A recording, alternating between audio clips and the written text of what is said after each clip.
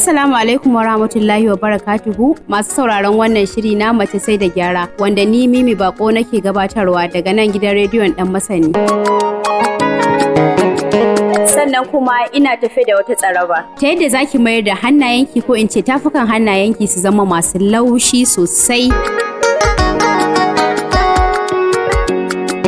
A satin da ya gabata idan ba za ku manta ba mun yi magana akan abubuwan da ya kamata ki yi tun daga neman aurenki har zuwa lokaci ko kuma ranar da kika shiga ɗakin mijinki. A yau insha Allah za mu duba hanyoyin da ya kamata ki bi da kuma abubuwan da zaki lura da su wanda zaki ɗora rayuwar aurenki a kai domin samun zaman lafiya da girmama juna haɗe da mutuntawa ke da mijinki.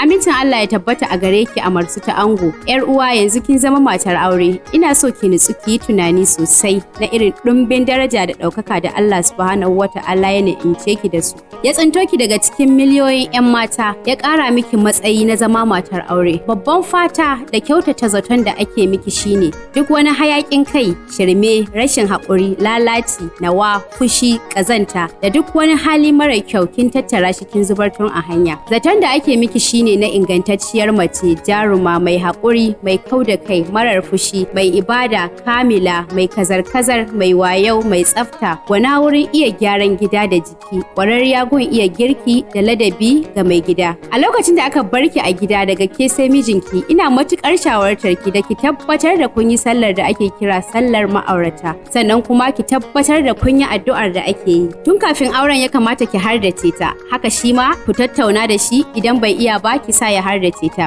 Ki yi kokarin ganin kin tunasar da angonki wannan sallah da addu'a mai amfani a gare ku. Kada ku bari daren nan ya wuce ba tare da kun aikata abubuwan nan ba. Bayan gama sallar tare da addu'o'i zai dafa kanki ne ya ce Allahumma inni as'aluka khairuha wa khaira ma jabaltaha alayya wa a'udhu bika min sharriha wa sharri ma jabaltaha alayya. Ma'ana ya Allah ina roƙonka alkhairinta da alkhairin da ka halicce ta tare da shi. Ina kuma neman tsari da sharrinta da sharrin da ka halicce ta da shi. Ke ma kuma a nan wurin ba shiru zaki ba zaki maimaita abin da ya ce ne. Insha Allah, Allah zai dubi lamuranku zai ba ku zaman lafiya da fahimtar juna da kuma zuriya ɗayi ba. Ya ke amarya, ki sabar wa kanki da tashi da wuri kafin mai gida. Ki kokarin ganin kin haɗa masa breakfast da wuri, hatta ruwan wanka ya tashi ya tarar suna jiransa. Idan mai son ki zabar masa kayan sakawa ne, ya kasance kin yi hakan. Ki kokarin ganin kina haɗa breakfast da duk wani girki da zaki yi daidai ƙarfin mijinki. Kada ki yi abinci kala uku, alhalin ɗaya yake da halin baki. Alhalin ɗaya yake da halin baki a lokacin. Ki adana sauran biyun sai wani lokaci na gaba. Idan kuma yana da halin da za a yi girki fiye da ɗayan,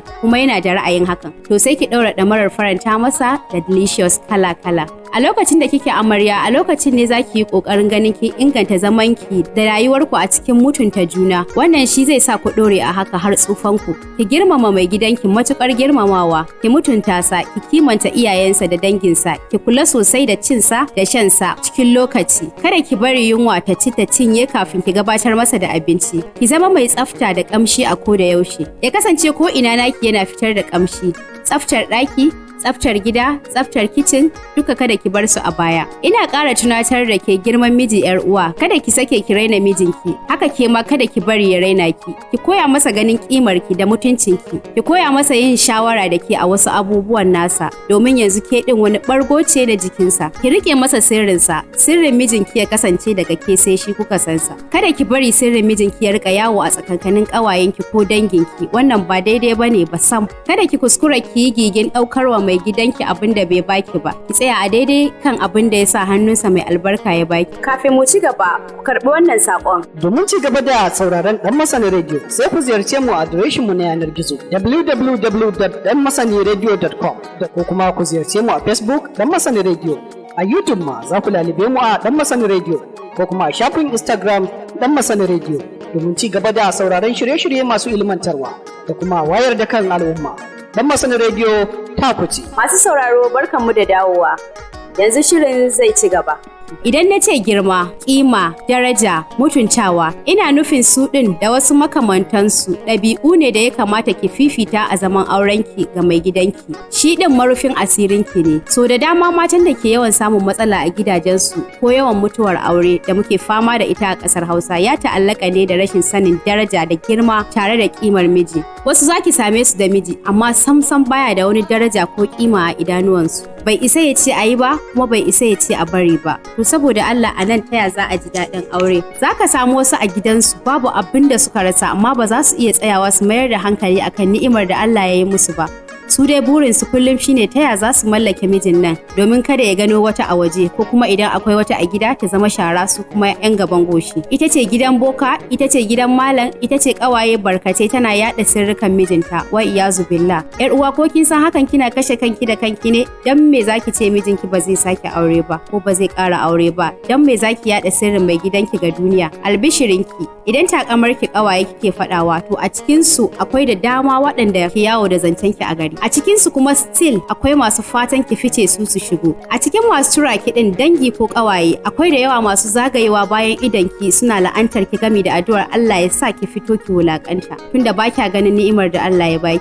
Me kike nema yar uwa? Idan kin samu kanki cikin ni'ima kada ki ce dole sai ke kadai zaki zauna. Ke kaɗai zaki kanainaye babu kishiya an san babu daɗi ko kaɗan to amma dai ni a shawara ta na ita ce kada neman duniya ya sa ki ɓata lahirarki kada a rasa 10 bata gyaru ba me a ciki idan dai har kin yarda da kanki cewar ke ɗin mace ce mai addini mai fuskantar Allah a duk al'amuranta sannan kuma mace ce mai gyarawa haka kuma wadda ta gina rayuwarta da mijinta tun farkon aurensu cikin koyarwa ta addinin musulunci wadda take zaune tsakaninta da Allah ita da mai gidanta me zai dame ki ga batun ƙara aurensa in dai kin san kanki wai aka ce duk wanda ya iya allonsa ya wanke ina so kada kishiya ta dame ki kada ta daga miki hankali ke dai ki rike Allah za ki same shi a ko ina ki zauna da kowa tsakani da Allah ki mayar da lamuran ki ga Allah komai zai zo da sauki idan kika yi hakan amarya ki girmama samun mijinki ki girmama rashin samun sa duk halin da mijinki yake ciki ko ya shiga ciki ki karbi hakan hannu biyu ki sa ranki kuma ki dauka ba kullum ake samun yadda ake so ba rayuwar mumini tana tare da jarabawa a koda yaushe yanayin jarabawar da ake maka yanayin karfin imaninka ki zama mai taruwa wurin ganin kun rufe asirin mijinki wasu lokuta zai kasance mai yawan samu yayin da wasu lokutan Allah zai jarabe sa ga dukiyarsa abun hawansa ko a lafiyar jikinsa kirana a gare ki yar uwa shine ki zama mai rungumar kowace irin jarabawa ta kunno kai a zamantakewar ku ke da mai gidanki ki jajirce wurin kai kukanku ga Allah shi kadai ba wurin malami ko boka ba Allah mai ji ne shi din masani ne da sannu komai zai dawo maku normal kada ki guji ko canja ma mijinki fuska ko nuna masa gajiyawarki a lokacin da wata kaddara ta jarabawa ta fada a kansa haba yar uwa ke din fa mai tarbiyya ce kada ki bari shedan yayi galaba a kanki wurin gurbata kyakkyawar zamantakewar ku ki yi kokarin ganin kun gudu tare kun tsira tare da ke da uban ƴaƴanki a lokacin da mace ta kasance ta gari kuma wacce ta san kanta ita din ce take kasancewa bango abin jingina ga mijinta kuma wani bangare na rayuwarsa duk matsala ta rayuwa ko kunci da ya shiga zaki ga yana sauri ya zo gunta domin ya same ta cikin ikon Allah kuma zai samu maganin matsalarsa cikin salo da hikima da Allah ya bata kasancewarta ta gari mace ta gari ita ce mai nusar da mijinta da tunatar da shi cewa samu da rashi na Allah ne mu dage da tuba da godiya gami da gaya wa Allah akan abin da muka rasa tabbas zai dawo mana da mafificinsa one thing da nake so mata mu sani shine duk yadda kika kasance mai gyara ciki da waje kika kasance mai iya girki idan har baki zama ta gari mai tarbiyya ba wannan ba za su taba tasiri a gidan aurenki ba abin da yake babban jigo shine tarbiyya zama ta gari sannan gyare-gyare ya biyo baya idan kika hada waɗannan duka tabbas za ki ji daɗin zaman aure zuriyar ki ma za a ji daɗin auren su yar uwa ki yi ƙoƙarin zama ta gari mai tarbiyya ki yi ƙoƙarin zama ta gari mai tarbiyya ki yi ƙoƙarin zama ta gari mai tarbiyya